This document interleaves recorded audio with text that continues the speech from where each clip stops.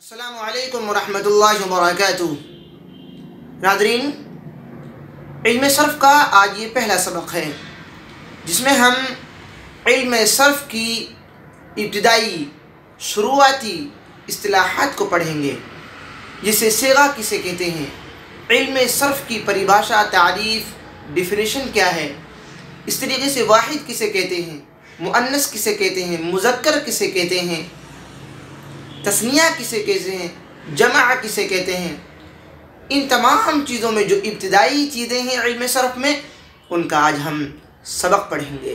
علم صرف کا پہلا سبق، علم صرف کے پہلے سبق میں ہم ابتدائی اصطلاحات پڑھیں گے علم صرف کی، تاکہ ہم علم صرف کے آنے والے جو اسباق ہیں، آنے والے جو سبق ہیں، ان کو صحیح انداز میں جان سکیں اور وہ ان کو سمجھ سکیں۔ ابتدائی چیزوں کا جاننا بے حد ضروری ہے۔ سب سے پہلے ہم جانتے ہیں علم صرف کی تعریف، علم صرف کی پریبھاشا، علم صرف کی ڈیفینیشن کیا ہے۔ علم صرف کہتے ہیں وہ علم جس سے صیغوں کی پہچان، صیغہ کسے کہتے ہیں یہ بھی اس سبق میں ہم آپ کو بتائیں گے۔ علم صرف وہ علم ہے جس سے صیغوں کی پہچان ہو جائے، کون سا صیغہ کیا معنی دے رہا ہے، کون سا صیغہ کس انداز میں بنے گا، یہ ہمیں معلوم ہو جائے، یہ علم صرف ہمیں سکھاتا ہے۔ دوسری چیز، گردان کرنے کا طریقہ معلوم ہو جائے ہمیں، ایک لفظ سے گردان جو ہوتی ہے 14 صیغوں کی، تو وہ گردان کرنے کا ہمیں طریقہ معلوم ہو جائے۔ اور تیسری چیز ہمیں علم صرف میں معلوم ہوتی ہے کہ ایک صیغہ سے دوسرا صیغہ بنانے کا قاعدہ کیا ہے، رول کیا ہے، نیم کیا ہے، ایک صیغہ سے دوسرا صیغہ بنانے کا، یہ ہمیں معلوم ہوتا ہے۔ علم صرف میں ہمیں یہ تین چیزیں معلوم ہوتی ہیں، جس سے صیغوں کی پہچان، گردان کرنے کا طریقہ اور ایک صیغے سے دوسرا صیغہ بنانے کا قاعدہ، نیم، رول معلوم ہوتا ہے ہمیں۔ گویا علم صرف میں ہم ان تین چیزوں کو ہی جانتے ہیں، اور ان تین چیزوں کا جاننا ہی علم صرف ہے۔ لہذا علم صرف کی تعریف ہمیں صحیح انداز میں معلوم ہونی چاہیے، تاکہ ہم پڑھتے وقت اپنے مقصد سے دور نہ ہوں۔ علم صرف کا موضوع کیا ہے؟ موضوع مطلب علم صرف میں ہم کیا کام کریں گے؟ وہ معرب کلمہ ہے جس کی گردان ہوتی ہو۔ معرب کی تعریف، پریبھاشا، ڈیفینیشن آگے آنے والے سبقوں میں آئے گی آپ کے سامنے۔ وہ معرب کلمہ ہے جس کی گردان ہوتی ہو، ایسا کلمہ جس کی گردان ہو جائے تو یہ علم صرف کا موضوع ہے۔ علم صرف کی غرض و غایت، علم صرف کا مطلب یعنی مقصد کیا ہے علم صرف کا؟ وہ ہے غرض و غایت یہ ہے، یعنی مقصد یہ ہے کلمات کو صحیح طور پر ادا کرنا۔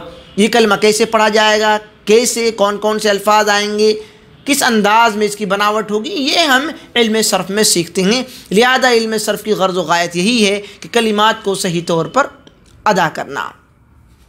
صیغہ کسے کہتے ہیں؟ جیسے ہم نے آپ سے ذکر کیا تھا ابھی کہ ہم صیغہ اسی سبق میں آپ کو بتائیں گے، تو صیغہ کہتے ہیں لفظ کی وہ مخصوص شکل ہے، لفظ کی وہ خاص شکل ہے جو حروف کو ترتیب دینے سے حاصل ہوتی ہے۔ حروف کو ترتیب دینا بھی، یہ بھی ہم علم صرف ہی میں سیکھتے ہیں کہ کون سا حرف پہلے آئے گا، کون سا بعد آئے گا، اور بعد میں کون سا لفظ کس لفظ سے بدل جائے گا، یہ سب ہم علم صرف میں سیکھتے ہیں۔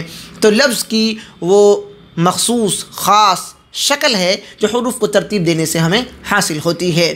جیسے یہاں مثال کے طور پر فعل، یہ ایک صیغہ ہے، اور فعل یہ دوسرا صیغہ ہے، فعلوا یہ تیسرا صیغہ ہے۔ اب ہمیں یہ خاص شکل ہے فعل، اب حروف کو ترتیب دینے سے حاصل ہوتی ہے، یعنی دیکھو اس میں الف کو ہم نے لاسٹ میں بڑھایا ہے، اس میں واو اور الف کو بڑھایا ہے، تو یہ کب بڑھایا جائے گا، کیسے بڑھایا جائے گا، کیوں بڑھایا جائے گا، یہ تمام چیز ہم علم صرف میں سیکھتے ہیں۔ تو یہ صیغہ کے لیے ہم نے یہ مثال فار ایگزامپل ہم نے آپ کے سامنے پیش کر دیا کہ یہ صیغہ ہے فعل، ایک صیغہ، فعل یہ دوسرا صیغہ، اور فعلوا یہ تیسرا صیغہ۔ صیغہ کو اور اچھے انداز میں ہم سمجھتے ہیں اس سبق کے آخر میں، یہ واحد ہے، یہ بھی ہمیں جاننا بے حد ضروری ہے کہ واحد کسے کہتے ہیں۔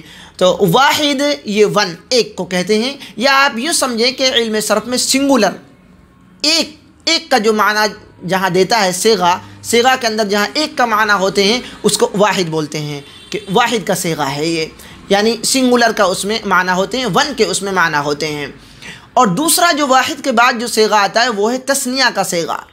تثنیہ کا مطلب یہ ہے کہ دو کا معنی دیتا ہے آپ کو، ٹو، دو کا معنی دیتا ہے یہ تثنیہ۔ یہ آپ کے ہندی اور انگلش میں نہیں ہوتا ہے، اس کی گرامر میں واحد کے بعد اس کا سیدھا سیدھا جمع کا معاملہ ہوتا ہے، لیکن یہ جمع جو تیسرے نمبر پر عربی میں آتی ہے، واحد اس کے بیچ میں یعنی تثنیہ دو کا معنی جو دیتا ہے ٹو کا، اس کے بعد میں تیسرے نمبر پر جو صیغہ آتا ہے وہ ہے جمع، یعنی جمع ہم جو انگلش میں کہتے ہیں پلورل۔ جمع جو پہلا صیغہ ہوگا واحد کا، دوسرا تثنیہ کا اور تیسرا جمع کا، تو واحد کو سنگولر سے آپ سمجھ لیں، تثنیہ کو آپ ٹو، دو کے معنی سے سمجھ لیں، آپ جمع کو آپ پلورل سے سمجھ لیں۔ اس کے بعد میں مذکر، ایک خاص چیز ہے مذکر، اس کو ہم یوں سمجھ سکتے ہیں انگلش میں جسے میل ہے، تو مذکر میل کو بولتے ہیں یعنی آدمی، مرد، اور اس کو میسکولائن بھی بولتے ہیں، مذکر کو میسکولائن بھی بولتے ہیں، میل بھی بولتے ہیں۔ جیسے آپ اس کو سمجھ سکیں، میں نے دونوں اس کے جو پریائے واچی شبد ہیں، مترادف الفاظ ہیں، وہ میں نے آپ کے سامنے لکھ دیے ہیں۔ ایک اور لفظ آتا ہے مذکر کے مقابل میں، اپوزٹ میں ولوم شبد آتا ہے اس کا، مؤنث۔ اور مؤنث کو آپ کیسے سمجھ سکتے ہیں؟ وہ آپ اس انداز میں سمجھ سکتے ہیں کہ فیمیل، اس کے ٹھیک اپوزٹ معاملہ ہے، مذکر میل کو اور مؤنث فیمیل کو کہتے ہیں، یعنی فیمینائن کو کہتے ہیں۔ تو یہ صیغہ کے اندر ہمیں یہ جاننا بے حد ضروری ہے کہ صیغہ واحد بھی ہوتا ہے، صیغہ تثنیہ ہوتا ہے، صیغہ جمع ہوتا ہے، اور صیغہ مذکر کا، مؤنث کا ہوتا ہے، یہ ہمیں جاننا بے حد ضروری ہے۔ تو یہ جب چیزیں ہمارے یاد رہیں گی تو آنے والے جو اسباق ہیں، آنے والے جو چیپٹرز ہیں، ان کو ہم علم صرف میں بآسانی سمجھ سکیں گے۔ اس کے بعد میں مذکر، مذکر کے کس انداز میں صیغے آتے ہیں اس کی میں آپ کو ایک مثال دے کر آپ کو سمجھاتا ہوں۔ جیسے فعل، یہ واحد کا صیغہ ہے، یہ آپ کو سمجھانے کے لیے یہ میں نے نقشہ بنایا ہے۔ واحد یعنی فعل یہ واحد کا ہے، اور فعل یہ تثنیہ کا یعنی دو کا، اور فعلوا یہ جمع کا صیغہ ہے، اور یہ تینوں کے تینوں صیغے مذکر کے ہیں، یہ تینوں کے تینوں صیغے مذکر کے صیغے ہیں۔ اب اس میں فعلت یہ مؤنث کا صیغہ ہے، اور یہ مؤنث میں واحد کا صیغہ ہے، یہ مؤنث میں واحد کا صیغہ، یعنی واحد مؤنث کا یہ صیغہ ہے۔ اس طریقے سے غائب اور حاضر کے بھی صیغے ہوتے ہیں، ان کو بھی ہم انشاءاللہ سمجھیں گے۔ تو یہ کلمہ کو جاننا، اور اس سبق کے آخر میں ہم جان لیتے ہیں کلمہ، تاکہ ہم علم صرف کے آنے والے جو سبق ہیں ان کو صحیح انداز میں سمجھیں گے۔ پھر یہ کلمہ، تو کلمہ کی جو پریبھاشا ہے، تعریف ہے، وہ یہ ہے کہ کلمہ وہ تنہا لفظ ہے جو ایک معنی کو بتائے۔ جیسے زید کسی کا نام ہے، تو زید آپ نے بولا تو ایک ہی بات ہمارے سمجھ میں آئی کہ ایک لڑکا ہے۔ علم آپ نے استعمال کیا، علم حاصل کیا ہے میں نے، تو ایک چیز سمجھ میں آئی کہ آپ نے کوئی چیز حاصل کی ہے، یعنی گیان، کوئی فائدے کی چیز آپ نے حاصل کی۔ کتاب یعنی کوئی بک ہے جس میں کچھ لکھا ہوا ہے، تو یہ سب یعنی کلمہ ہے، زید، علم، کتاب، اور یہ کلمے کی تعریف ہے۔ کلمہ وہ تنہا لفظ ہے، اکیلا، واحد، یہ یعنی تنہا اکیلا لفظ ہے جو ایک معنی کو بتائے، جیسے زید، علم، کتاب۔ اب کلمہ کی بھی بہت ساری قسمیں آتی ہیں، جیسے کہ یہ کلمہ ہے تو اس کی پہلی قسم آتی ہے فعل، اور دوسری اس کی قسم آتی ہے اسم۔ تو کلمہ فعل بھی ہوتا ہے، اور کلمہ اسم بھی ہوتا ہے، اور کلمہ حرف بھی ہوتا ہے۔